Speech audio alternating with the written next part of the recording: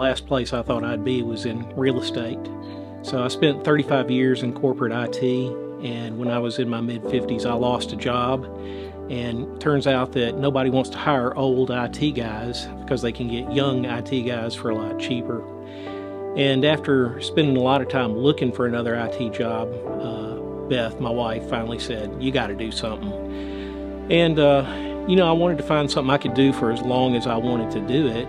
And my parents were in their 80s, and Beth's mom was in her 80s, and I thought, going back to Jonesboro wouldn't be a bad thing. We grew up here, we dated in high school, and we said, we'd always thought in the back of our mind we wanted to go back to Jonesboro. So I said, I'm going to get a real estate license, but I'm going to get it in the state of Arkansas, not in Tennessee. So we picked up and we moved here. Well, we came here a lot to visit anyway, and one of those summers when we were visiting, I decided to come in and talk to Steve, and kind of as an interview, trying to see what I really wanted to do.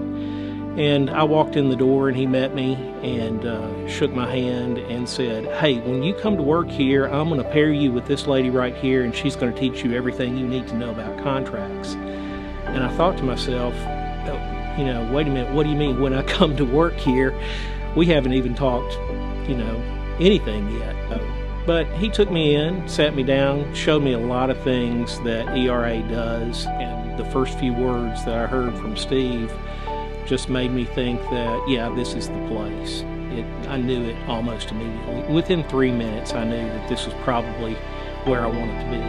And while I usually tell other people you should interview other firms and find out where you fit, because to tell you the truth, this firm's not for everybody. It's very much a family firm, and if you don't get along in that environment, it's probably not for you.